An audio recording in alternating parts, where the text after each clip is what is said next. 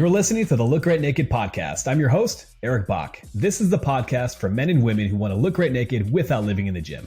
If that sounds like you, then you're in the right place. Let's dive in. Hey, what is going on? Eric Bach here, your host of the Look Great Naked podcast, where we help you look great naked without living in the gym. And today, we're going to cover 9 workout tips that I wish I knew when I was 18, that I do know now at 34 years old with over 14 years of coaching experience. And it's always important to take time and reflect. You see, a lot of times people just run through life and they're always looking forward. When we take a step to actually look back, that's when we really develop wisdom. That's when we can figure out what are the things that work for us, what didn't, and really cultivate a path for what we need to be doing going forward. And even more importantly, especially in today's society where there's so much information out there, you can always be chasing some new knowledge and you can always be comparing yourself against somebody else. The only way we can really measure progress is by looking backward, by looking back against where we were previously. And when you take time, as I like to do multiple times throughout the week, to look at where we've come from and the amount of progress that we have made, that's when you can really, truly appreciate how much progress you are making in your own journey. And that itself is incredibly motivating. And today, before I jump into these 9 key tips, just a quick story. So I was just grabbing lunch with Lauren. So my wife, Lauren, she's getting ready. She's running a marathon coming up in September. She absolutely crushes it. It's actually really funny that, I'm a meathead through and through. You try to have me run. I mean, I can, but not ideal. And Lauren would rather not lift. So opposites attract in that matter. But yesterday she had one of her long training runs. In fact, it was a 20-mile run, which I can't even personally fathom taking on a 20-mile run. And she said, you know what? Today, the last thing I wanted to do was work out. And that's exactly why I worked out. She's like, I'm not going to be a little bitch, in her exact words. And so she knocked out her workout in the garage and got it done regardless. And that's the mindset that you ultimately have to have, because you're not always going to be motivated to do the things that you need to do in fitness and everywhere else in life, right? But ultimately, if you want to accomplish great things, whether that's with your body, your business, your brain, your relationships, whatever it is, you have to work against the friction and the things that tell us to not act when we know we need to. That's why over on this wall over here, I've got a Joe Rogan picture that says, conquer your inner bitch, because we all have that inner bitch who wants to pull us off of our game, who wants that weakness to seep in. And when you let that weakness win, when you let that little bit of you that says, oh, not today, I'm not motivated, I don't feel good. When you let that shit win, it slowly erodes your confidence. It slowly erodes your self-belief. And step by step, that is how you fall off track. So we don't want you to fall off track. And today, now what we're going to do is we're going to dig right in and we're going to talk about 9 workout tips I wish I knew at 18 years old. And make sure that you stay tuned to number 7, especially if you have questions about cardio, because there's going to be a little bit of nuance and some specific components in here directly.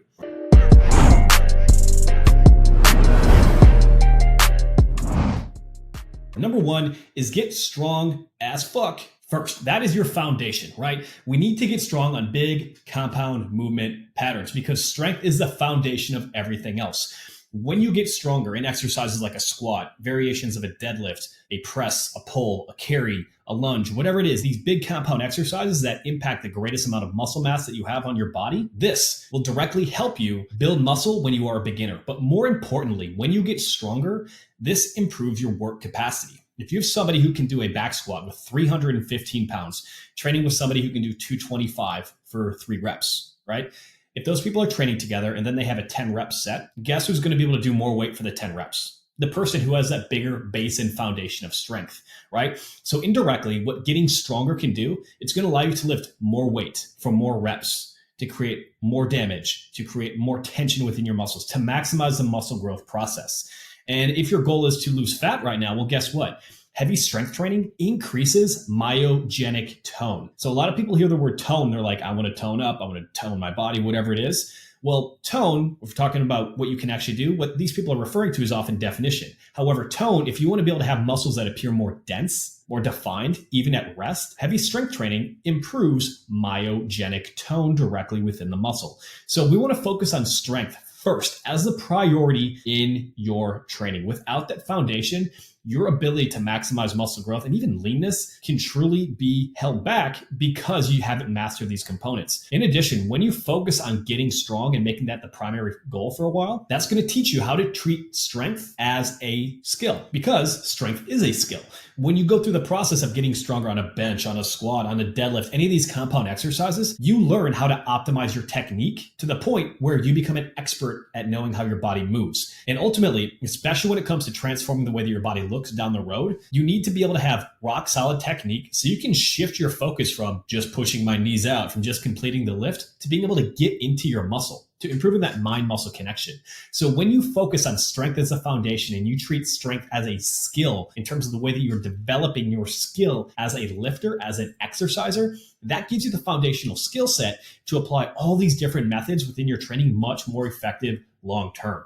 The people who skip out on emphasizing strength, really their body doesn't change over time. They're using the same weight that they were 3 years ago, 5 years ago, 10 years ago. And then they're wondering, how come none of these programs work? How come my nutrition doesn't work? Well, the reality is you did not create progressive overload. You did not progressively overload your tissues by getting strong enough to force your body to change. So above all else, get strong as fuck first. That is your foundation for improving every other aspect that you could inside of the gym. Number 2, don't marry the big 3, the bench, squat, and the deadlift. Now, I'll come from the performance world where for me, we're building performance, we're optimizing the way that people could perform in terms of strength, speed, power, and transferring that over into their athletic endeavor. Now, exercises like the bench, squat, and deadlift can be a big component of that. But where some of this runs a little bit rampant and extreme, especially if we look even 10 years ago, where everybody was putting powerlifting and these big strength movements on a pedestal. It's not that exercises like the bench and the squat and the deadlift are not incredible exercises. The issue comes that people marry those exercises as hardcore, as you have to do them. And if you don't do them,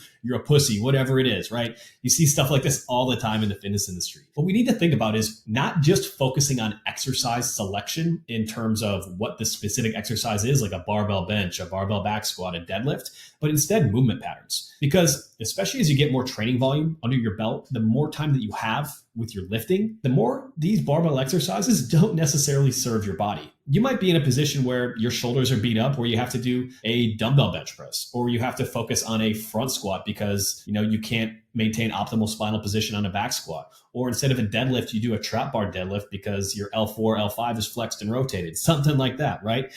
It's important to be good with these big compound exercises that we've talked about, but you don't have to marry the big bench, squat, and deadlift because some coach 10 years ago said this is the most hardcore thing to do. I get it that they're fun, but it's more important to find exercises within movement patterns that fit your body for where it is now. Because if you're always force-feeding the exercise with suboptimal technique, well, guess what? Eventually, when you do reps with bad technique, your body's going to break down. It's just a matter of when. So don't force feed the things that aren't serving your body. Instead, find the exercises, find the movement patterns that are most beneficial to your body without causing unnecessary joint pain, and then focus on improving lifts or improving your performance on those key lifts. Lesson number 3, to build muscle, you have to squeeze the muscle. To build strength, you have to execute the lift. This is a very important distinction, especially as I mentioned, coming from the performance side of the world. I get a lot of people who are former athletes who say, Eric, you know what?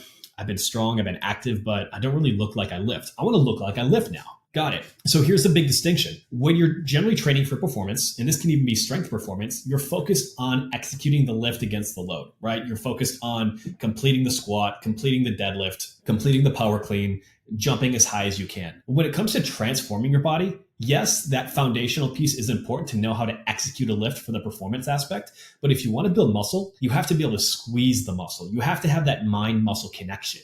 You have to be able to get into it and really focus on maximizing the quality of every single contraction that you have inside of a workout. Because ultimately, that's what we can control, right? So here's a quick example. If you're trying to get strong in a pull-up, well, you might just be focused on adding weight and pulling your chin to the bar. However, if you want to build muscle, couple different cues. You might be thinking about driving your elbows down and really squeezing your lats at the top of that movement. Another example would be instead of just running through and doing a dumbbell biceps curl, imagine your biceps stretching all the way down for 3 to 4 seconds and then squeezing and contracting as hard as you can as if you're trying to make a mountain peak at the top of each muscular contraction. This subtle difference in the way that you approach your training, in the way that you mentally engage yourself when it comes to your performance, makes a huge difference in how effective an exercise is for transforming your body. So when it comes to strength, yes, you need to focus on executing the lift itself, these different cues that come in, and optimizing the way that you can perform. When it comes to building lean muscle, we have to think about squeezing that particular target muscle. We have to think about controlling that eccentric and then focus on being smooth out of your transition and squeezing as hard as you can. If you're struggling with your training right now and your body's not changing, I want you to slow down. I want you to take 3 to 4 seconds on your reps to lower under control. And at the top of each, think about the muscles that are supposed to be working. Imagine squeezing them. On a bicep curl, think about flexing that bicep as hard as you can. When you're doing a tricep push down, think about squeezing and holding the bottom range of motion, flexing that tricep as hard as you can. If you're doing a push-up or a bench press, imagine your nipples are trying to squeeze together and your pecs fire as hard as possible. When you're doing a lat pull down or a pull up, imagine driving your elbows down and squeezing those lats down as hard as you can. These are all important cues. And if you want to transform your body, you have to maximize the contraction of the muscle each and every single time that you lift a weight. That makes such a huge, profound difference in the way that you're lifting. And if you look at elite level bodybuilders, you're going to notice they're not just throwing as much weight on as they can. They aren't. They're focusing on how hard can I squeeze? How can I sculpt? How can I flex? How can I contract this muscle much harder? So understand the difference between what your goals are. And you can oscillate between the two or within a program. For example, many times when I'm designing a coaching program for a client, we'll start with a heavy strength exercise. So it's going to have that external performance emphasis where I want them to execute the rep with the focus on adding more weight, maximizing the quality of the rep, versus we might have something else later on where the reps are a little bit higher, where I want them to slow down. I want them to pause. I want them to squeeze and maximize the contraction. When you can learn to differentiate between these, you can apply them directly within the same training session or as your goals change throughout the process. Training tip number 4 that I wish I knew at 18 that I know now at 34. And this would be training and nutrition have to be in alignment. So here's a quick thing that I like to do whenever I'm talking with somebody who's coming in for a consultation, right? I want you to draw a triangle. And on that triangle, you're standing in the middle. And on the left side, we've got your training. On the right side, we have your nutrition. And across the bottom, we have your lifestyle. And what we need is we need all 3 of these areas to be functioning together if you want to get the best possible results. What happens with most people is they'll pick one training program. Hey, this sounds really cool. And then they'll pick whatever diet could be trendy, whatever's exciting right now, whatever worked in the past. And they'll pair them together without really considering the impact of their lifestyle or whether they're truly in alignment. So let me give you an example. Let's say you're doing a workout routine that is high volume. You got a lot of sets, a lot of reps, short rest, you're gassed, you're smoked the entire time, but then you're following a ketogenic diet. Well, guess what? If you're following a training program that might be optimized for building lean muscle and has a lot of training volume, well, guess what?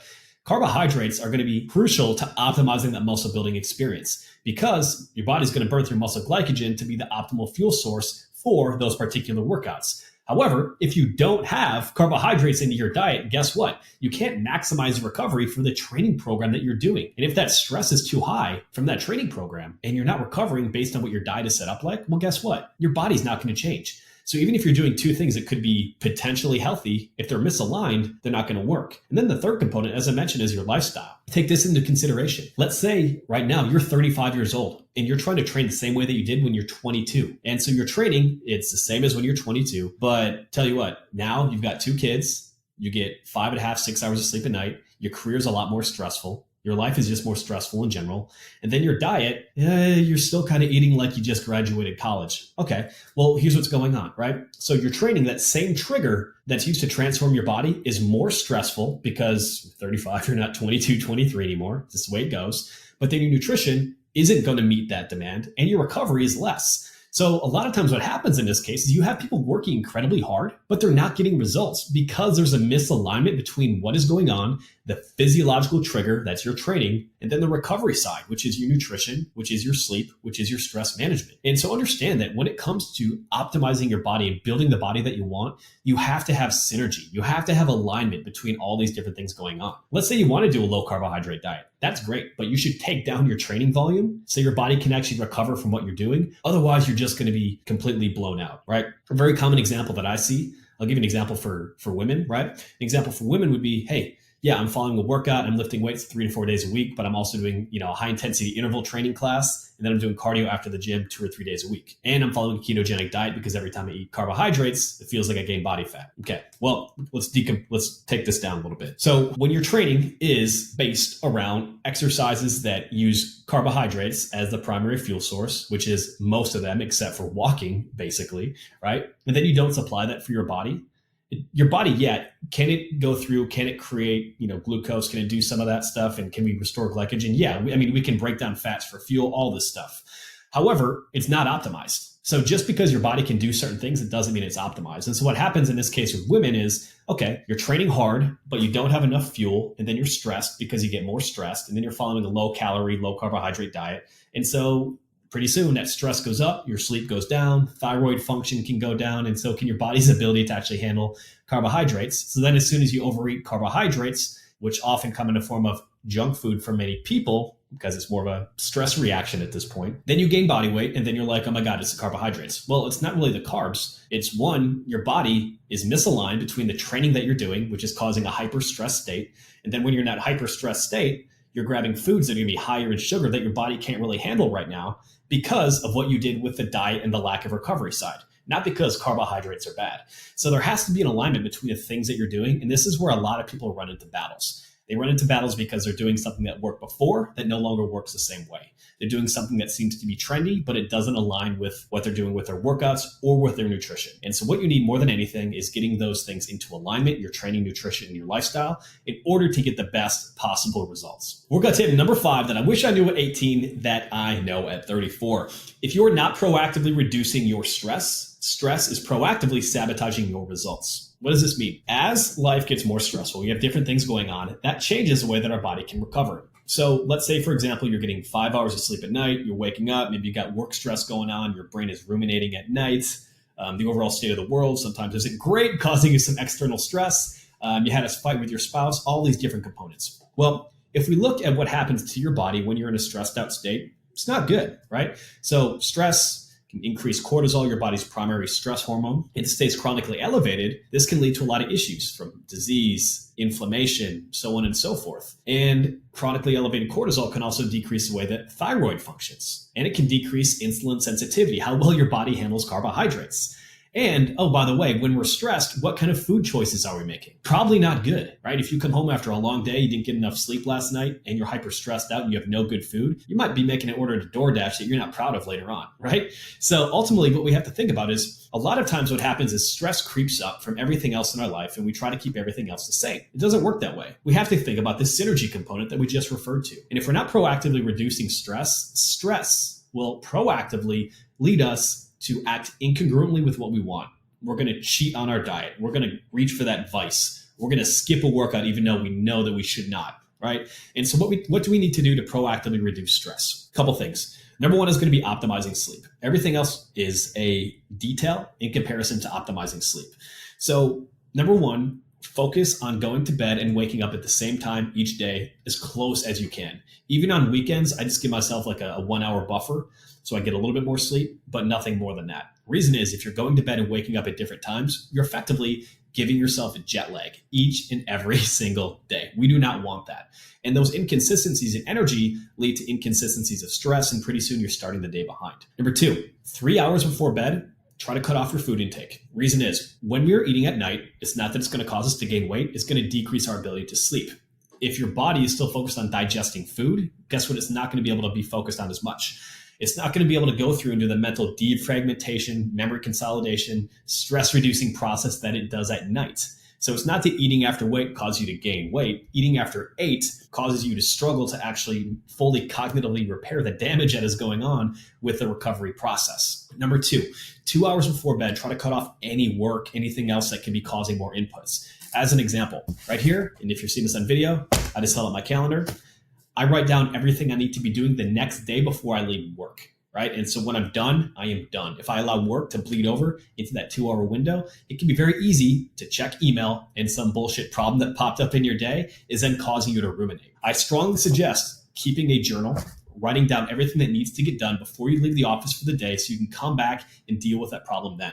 In addition, you want to set some hard boundaries and guidelines in terms of when people can actually reach you. Obviously, if you're on call, that's something a little bit different. But if you set the expectation that you are not available during certain times, people are going to respect that for the most part, right? You're treated the way that you set boundaries. And if you don't set boundaries and you're wondering why people are always reaching out, there's always a work emergency, it could be because you haven't set a boundary that's firm enough. Number one, try to stay away from screens within 1 hour of going to bed. Yes, I know you might be scrolling through Eric Bach on YouTube or Bach Performance on Instagram. I appreciate it. I'm just kidding, guys. I'm just kidding. But ultimately, right, when we are consuming content, we're consuming all these things that are quick dopamine hits that have blue light coming in. They are suppressing your body's ability to release melatonin and get to sleep. So try to separate yourself from being in front of a screen. If you can't, try to use blue blocker glasses. Try to use a screen dimmer of some sort to help you optimize your sleep. Those components alone to optimize your sleep will help you dramatically reduce your stress and, as a result, look great naked without living in the gym. Other things in that would be baseline things like meditation and, frankly, reducing things that cause you stress. So if you get wired up watching the news, maybe you should not watch the news. These are just different examples. Tip number 6 of workout tips that I wish I knew at 18 that I know now at 34. Muscle confusion is bullshit. Your body, your muscles do not get confused. They do not get confused. And we do not want to get them overly confused. You see, this comes back to what I mentioned during the first tip, and that is strength is a skill. In order to help optimize your body, if you want to get to a point where you can maximize building lean muscle, if you want to build your glutes, if you want to build your arms, you want to build your lats, whatever it is, you have to be good at exercising first. You have to be good at actually doing the exercise, at optimizing the way that it's performed, at squeezing and having a great muscular contraction. If you're always changing the stimulus on what you do, you're not going to get better. Yeah, you might feel a little bit sore, but that doesn't mean you're actually creating the desired response. Like, soreness should be a byproduct of training, not the goal. And if you're constantly changing your exercises, you're constantly changing your programming, you're constantly tweaking this, tweaking that, and making adjustments on the fly, you're never building the skills of the actual training that you need to optimize what you're doing. In addition, if we look a little bit further, let's say you do a program for a week and then you fall off and then you start to add something new and then it's a completely different program 3 weeks later. Well, this program hopping, this prevents you from actually the cumulative effect of your training. You see, when you do your workouts, there's something that we call supercompensation, meaning supercompensation is effectively after you're done with your workouts, there's still a recovery process that lags behind. So for example, let's say you do a 4-week workout block. Actually, during that 5th week, your body is still in the process of recovering and maximizing the results that you were getting from that previous week or from that previous 4-week block. And so if you completely change what you're doing all the time, your body never has a chance to start stacking success. And then that super compensation effect never happens. And that super compensation effect is how our body puts resources in. That's how we get stronger. That's how we build muscle, and that's how we improve over time. So understand that strength is a skill. And if you're always confusing your muscles, if you're always changing what you're doing, you are not going to get the results that you should in the gym because you are not respecting the process, nor giving your body the ability to fully recover from the hard work that you are doing. Instead of chasing muscle confusion, focus on completing complete workout programs, maximizing the quality of everything that you're doing in the gym, and your results will be so much better. Don't get that monkey mind. Don't get that ADD. That is only going to hurt you in the long run. Tip number 7, cardio. Cardio is great for the brain, great for the heart, but average for body composition. Now, cardiovascular exercise, there's so many different ways to talk about this. We could talk about high intensity. We could talk about low intensity. We could talk about medium intensity. But overall, what we need to understand is a lot of people position cardio as the main thing that they do in the gym, which is okay from a health perspective. However, if body composition is the primary goal, it's not going to be best. Instead, what I like to do for cardio is I like to have it on 3 different tiers when it comes to looking great naked without living in the gym. And so what is the first tier of cardiovascular exercise and what you should shoot for?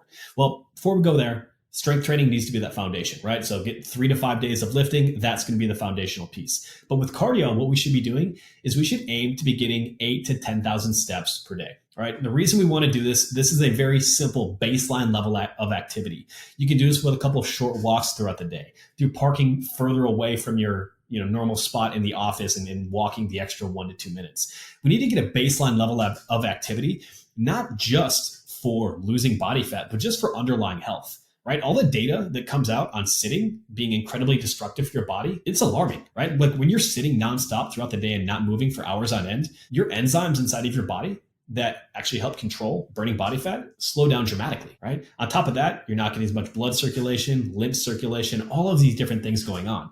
And so getting something like a baseline movement goal of 8 to 10,000 steps is an incredible way to just sneak more activity in throughout the day to improve your underlying health.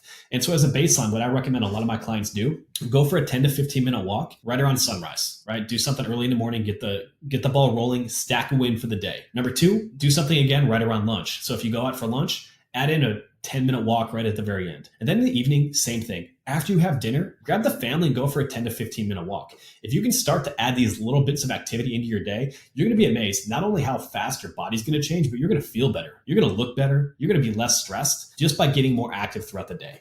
And as a reference point, the average American gets 4,000 to 5,000 steps per day. Really not a whole lot, gang. But if you can get it up to 8 to 10,000, you're going to lose a lot more body fat than you anticipated. Now, let's say that you're already in the gym, you're working out, and you're getting that 8 to 10,000 steps per day. Let's graduate. Okay, so what's the next step?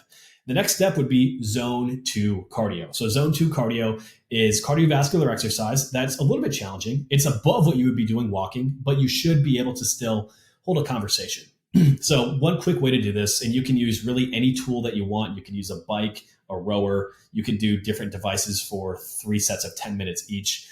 But what we want is cyclical type movement where we are keeping our heart rate elevated throughout time. So it's not interval training, right? And what we do here, take your heart rate times 220. So 220 minus your age times 0.65. So roughly speaking, for me as a 34-year-old man, my target heart rate for zone 2 cardio, I'm anywhere from like 115 to 135. And I want to have a 30-minute time block twice per week where I'm focused on keeping my heart rate elevated to that amount. And so what I will do is, I'll do something where I'll be on the bike for 10 to 15 minutes. And then maybe I'll go on like the step mill for 10 to 15 minutes. And then the third thing, I'll go on the rower, right? It's just about stacking these different things up and being able to keep the heart rate elevated consistently. And what we need to think about is this zone 2 cardio, what this does, similar to how we talk about a strength base, this builds your aerobic base. And so when you have a bigger aerobic base, it's going to be great for heart health. It's going to be great for cognitive health. And it's going to actually help your body use different energy substrates, so carbohydrates, protein, fats, more effectively for optimal body composition.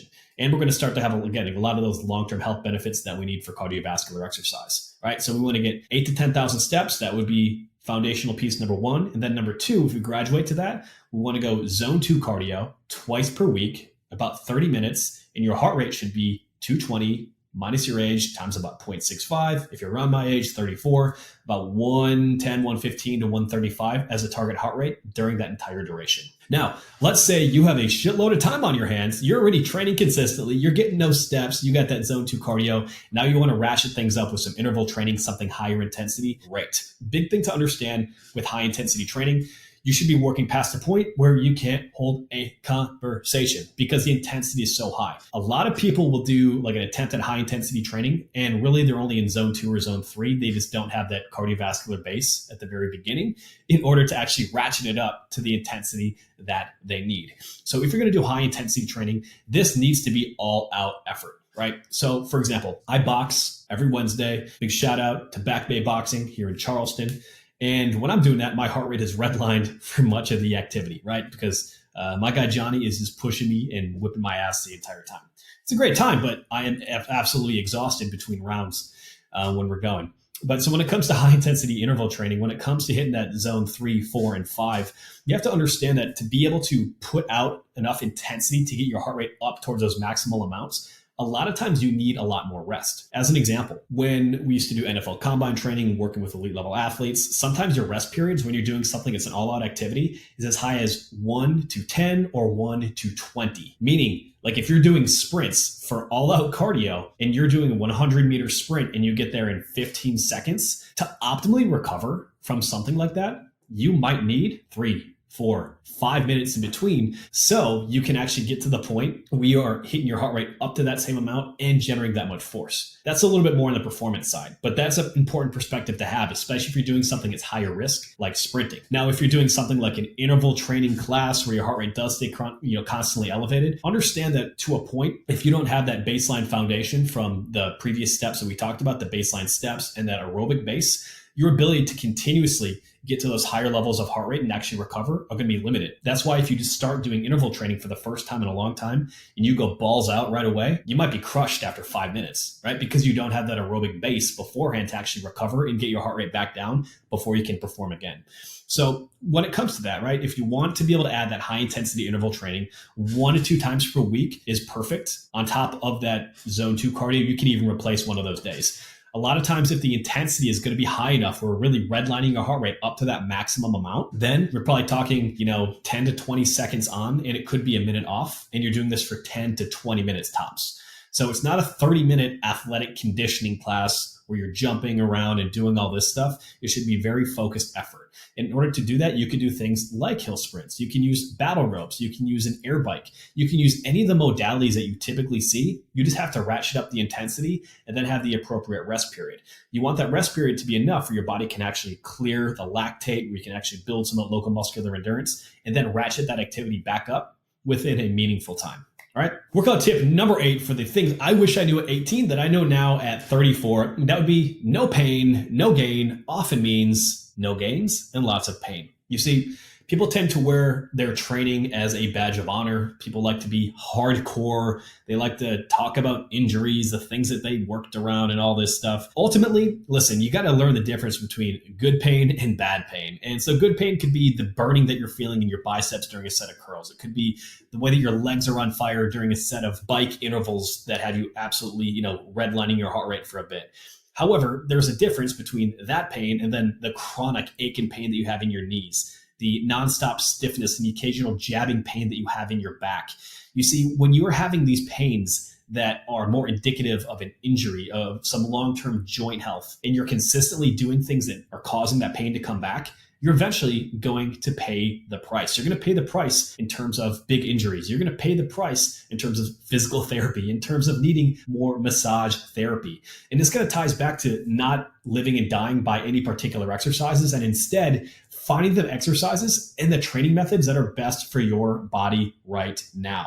If you're always training with that pain going on, again, the chances of something happening are not great. That doesn't mean that you should stop training. That's never what I'm saying. What I'm saying is you need to be able to find the exercises that help improve your body versus cause more pain and dysfunction. And when you find those exercises, you don't need to keep changing them up. You can find the exercises that work best for you and just get world class at their execution.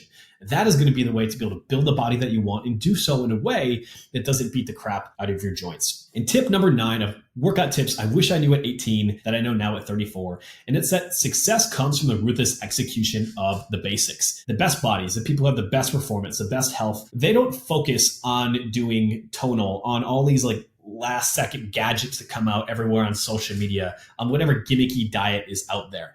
They focus on basic exercises, right? You know what's crazy? If you look at the majority of people who have the best bodies in the world, what type of movements are they focused on? They're focused on a squat movement, a deadlift movement. They're focused on a bench press movement, a overhead press, a row, a carry, a lunge. And guess what? When you're looking at the best performing athletes in the world, they are doing squats, types of deadlifts or types of cleans, bench presses, horizontal presses, vertical presses, all of these basics that we talk about consistently. And they're most likely doing with barbells, specialty bars, dumbbells, kettlebells, and occasionally some machines. It's not the latest gadget that comes out that is being sold for $3,000 that attaches to a wall. It's not any of these other individual devices. Even if you see these people endorsing those devices, it's very unlikely that that's the workout equipment that they use to get the body or the level of performance that they do have. No, success doesn't come from gimmicks. It doesn't come from the latest fad. It doesn't come from any of that bullshit. Success comes from the ruthless execution of the basics. It comes from basic tools. It comes from getting stronger over time. It comes from progressive tension overload.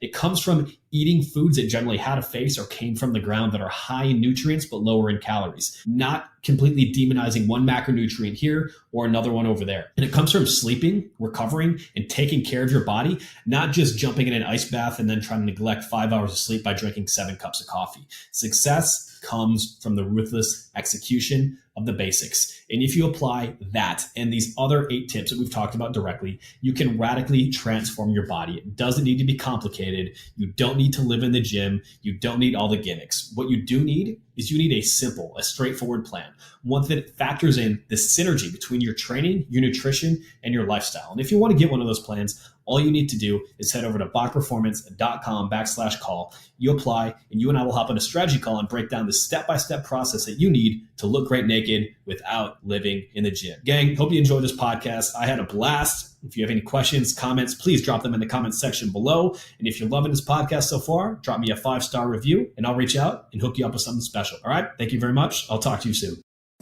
Hey, it's Eric here again. Now, there are 3 ways that I can help you look great naked. Number 1, if you want to grab a free copy of the Look Great Naked protocol to help you lose body fat without counting calories, then go to bachperformance.com/free training. Number 2, if you're a busy guy looking to build muscle, then I recommend checking out our Minimalist Muscle Blitz, which has helped over 1,000 men build muscle without living in the gym. Just go to minimalistmuscleblitz.com. The link will also be available in the show notes.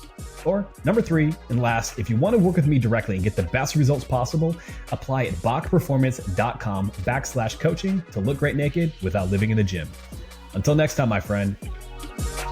Did you find this helpful? If so, pound that like button and hit subscribe. Now, if you want a free copy of our Chiseled Muscle Cheat Sheet, the no BS way to help you lose body fat and build lean muscle in 90 days, make sure that you go to the description below and download your free copy. Any questions? Drop them in the comments, and can't wait to see you with the next video.